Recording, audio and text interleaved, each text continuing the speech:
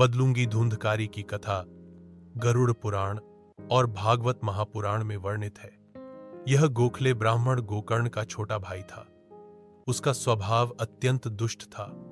वह जुआ, शराब, स्त्रियों और पाप में लिप्त रहता था। अंततः वेश्याएं ही उसकी हत्या कर देती हैं। पाप कर्म के कारण उसे प्रेत योनि प्राप्त हुई। प्रेत योनि से मुक्ति की कथा। गोकर्ण का आगमन। जब गोकर्ण अपने गांव लौटे तो उन्होंने दिव्य दृष्टि से जाना कि उनका भाई धुंधकारी प्रेत योनि में भटक रहा है।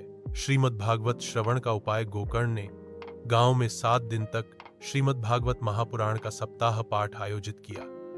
प्रेत रूप में धुंधकारी भी उपस्थित हुआ। श्रीमद् भागवत का प्रभाव। जब 7वें दिन कथा समाप्त हुई तो आकाश से दिव्य रथ उतरा।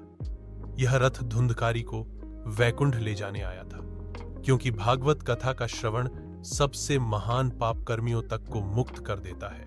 गांव वालों की शंका। गांव के लोग पूछने लगे कि जब कथा सभी ने सुनी तो रथ केवल धुंधकारी को ही क्यों लेने आया।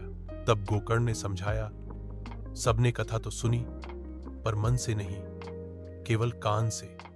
धुंधकारी ने अत्यंत तल्लीन होकर पूर्ण श्रद्धा और ध्यान से कथा सुनी, इसलिए वही मुक्त हुआ। प्रेत योनि से मुक्ति कथा के प्रभाव से धुंधकारी का प्रेत शरीर नष्ट हुआ और वह दिव्य रूप धारण कर रथ पर बैठकर विष्णु लोक चला गया। एढ़ निष्कर्ष।